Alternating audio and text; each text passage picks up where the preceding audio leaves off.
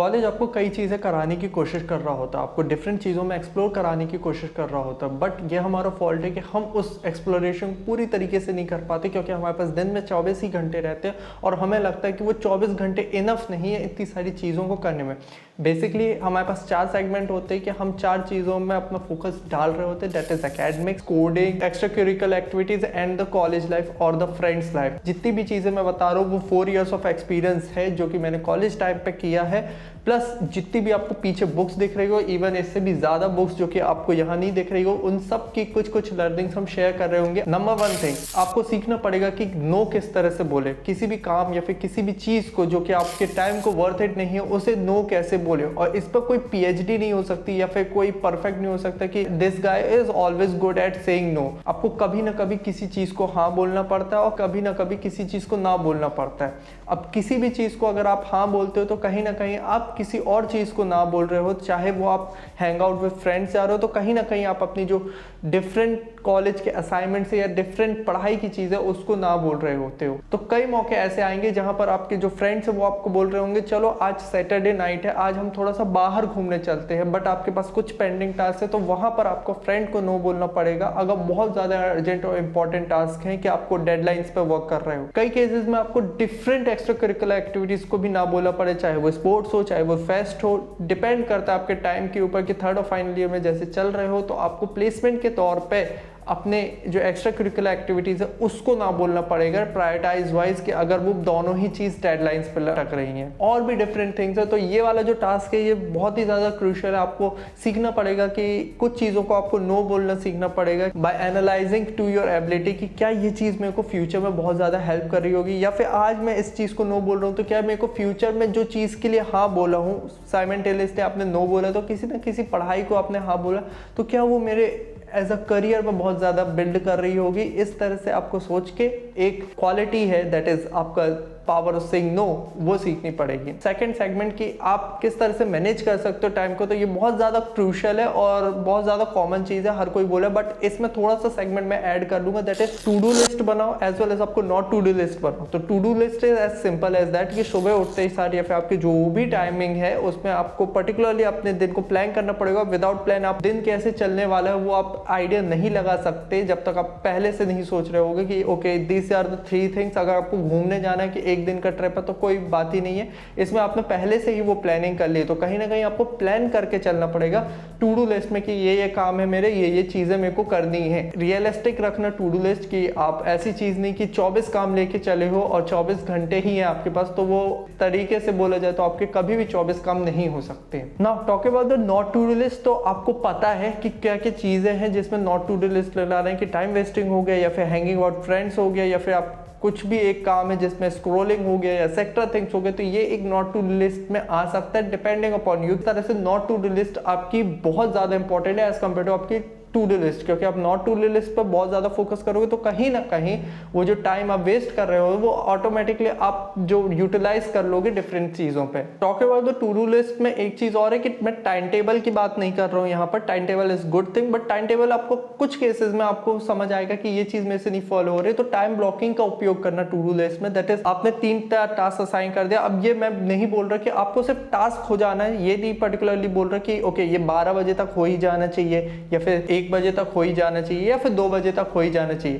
Time blocking का उपयोग करो क्योंकि आप एज अ कॉलेज स्टूडेंट ये चीज आपको 12th तक में बहुत अच्छी लगती है कि ओके हम पर्टिकुलर टाइम पे बात कर रहे होंगे क्योंकि आपके पास सर्टेन टाइम्स रहते हैं कि कोचिंग्स भी जाना है, आपको स्कूल भी जाना है एंड डिफरेंट पर्सपेक्टिव की चीजें भी करनी है। This particular tip will really help you a lot in time managing, that is urgent work and important work. तो आपको एक 4x4 क्रॉस का मैट्रिक्स बना देना है। अब वहां पर 2 साइड आपको अर्जेंट वर्क लिखना है और वाइस वर्सा आपको दूसरी तरफ इस तरह से लिखना है कि important work and not important work.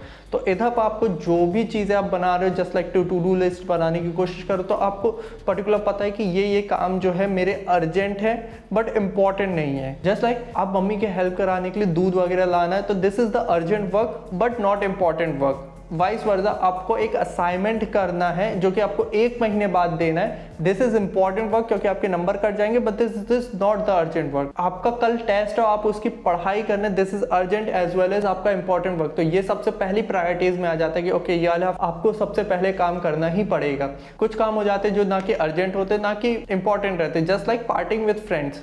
Important है partying in with friends time to time, but आपका रोज सैटरडे नाइट अगर पार्टी का प्लान बनता है तो this is not urgent as well as this is not important as well. Now this will help you a lot in managing time, या फिर आपको पता चलेगा कि कहाँ कहाँ आपका टाइम जाया जा रहा है। That is calculation of time. हमारी गलती ये रहती है कि हमने टू डू लिस्ट बना ली, कुछ चीजें बना ली और सबने बोला कि टू डू लिस्ट आप पूरी तरीके से फॉलो नहीं कर पाते हो, तो आपको जस्ट एनालाइज करो या दिन को कि ओके आज मैंने ये काम कर लिए क्या, जो मेरी प्रायोरिटी 3 थी कि ओके 6 में से मेरे को 3 काम तो कर देने, that is very important.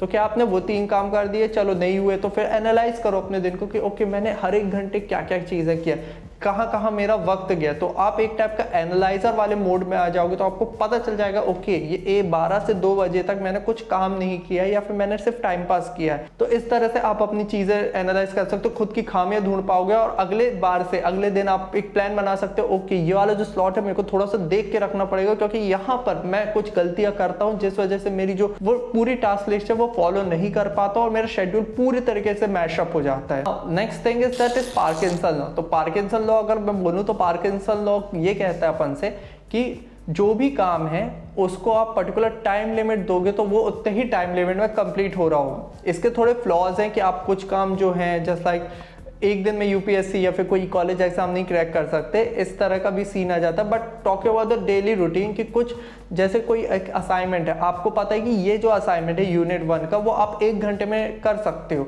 But you are telling it कि ये वाला जो असाइनमेंट है वो में 2 से 3 घंटे लग रहे होंगे। तो इस तरह से आपको एक डेडलाइन की तरह वर्क करना पड़ेगा क्योंकि थोड़ा सा एक डोपामिन आएगा या फिर डेडलाइंस आएगी तो आप थोड़ा सा प्रेशर लोगे और बहुत स्पीड से काम कर रहे होगे। एक रात पहले भी आप पूरे यूनिट्स के असाइनमेंट कर रहे होगे और आप बोलोगे यार ये तो 2-3 घंटे का काम था, 5 यूनिट मैंने 2-3 घंटे में कर दिया, और वही चीज आप टाल रहे थे पूरे सेमेस्टर, 1 महीने से टाल रहे थे कि यार आज नहीं कल नहीं, आज थोड़ा थोड़ा लिख लिख के। तो यही बात बोलता पार्किंसन लॉ कि जितना भी टाइम लिमिट आप पर्टिकुलर टास्क को दे रहे हो वो उतनी ही टाइम लिमिट में हो रहा है। अगर वो 10 घंटे आप देने की कोशिश कर रहे हो तो वो 10 घंटे में ही होगा।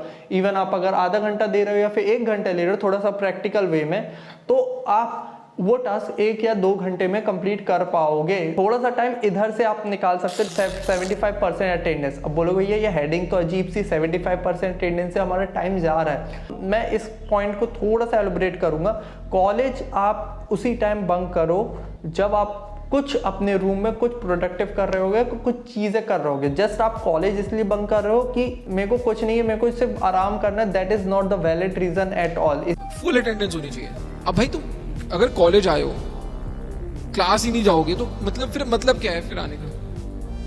ठीक, तो मैं तो अटेंडेंस देखो मेरी, मैं आपको जनरली बताता हूँ, आईआईटी में मेरी 100% अटेंडेंस थी, 100%। नहीं, अब कुछ चीज़ें आ जाती है, जस्ट लाइक मैं एग्जांपल लेता हूँ कि आपके 5 सब्जेक्ट्स हैं और 5 में से 2 सब्जेक्ट्स जो है वो उसके टीचर बहुत तरीके से पढ़ा रहे होते हैं। हर एक सब्जेक्ट के टीचर बहुत अच्छे से पढ़ा नहीं पा रहे होंगे, ये आपको पता है क्योंकि कुछ क्वालिफिकेशन एक्सेट्रा थिंग्स रहती है। तो कुछ टीचर से आप रिलाई नहीं कर पा रहे हो, टैली नहीं हो रही होगी थिंग्स। तो कुछ सब्जेक्ट्स है वो बिल्कुल आपको समझ नहीं आ रहे या फिर इस तरह से, तो जस्ट ट्राई करो कि उस पर 75% अटेंडेंस बस रखने की कोशिश करो। बाकी टाइम आप चाहो तो उस सब्जेक्ट है उसको अलग करके वो जो सब्जेक्ट आप यूट्यूब या फिर एक्सेट्रा टीचर से पढ़ने की कोशिश करो ऑनलाइन वे में। तो इससे आपका थोड़ा सा टाइम बच रहा होगा क्योंकि कहीं ना कहीं अगर आप उस सब्जेक्ट पे पूरी तरीके से क्लास ले रहे होते हो तब भी आपका टाइम वेस्ट ही हो रहा होता है क्योंकि आपके भेजे में कुछ नहीं भेजा, मतलब भेजे के अंदर कुछ नहीं गया। तो फिर से आपको मेहनत करनी पड़ेगी। मेहनत जो है आपकी ज़ाया नहीं होने दिया। मैंने बोला चलो ठीक है इधर आप नहीं पढ़ पा रहे हो तो कम से कम इधर ही पर जो है आप बंक करके यहाँ पर पढ़ाई कर लो, तो इससे आपका ही बेनिफिट होगा कि आपको लास्ट में इतना ज़्यादा चीज़ें नहीं करनी पड़ेगी। बाकी ये थी पूरी 5 टिप जो कि बहुत अच्छे तरीके से मैंने बताया एक एक वर्ड से, बट और भी टिप्स आ जाती है। तो अगर इस चीज़ पर थोड़ा सा और डिटेल वर्जन चाहिए तो let me know in the comment section, क्योंकि कमेंट्स के थ्रू हम आधी चीज़ें कर रहे होंगे। सपोर्ट करने के लिए आप लाइक कमेंट शेयर सब्सक्राइब वगैरह कर सकते हो जिससे हमें एक मोटिवेशन मिले और आपको एक वैल्यूएबल कंटेंट मिल सके, क्योंकि आपके इसी चीज़ों से हम नया कंटेंट ला पाएंगे।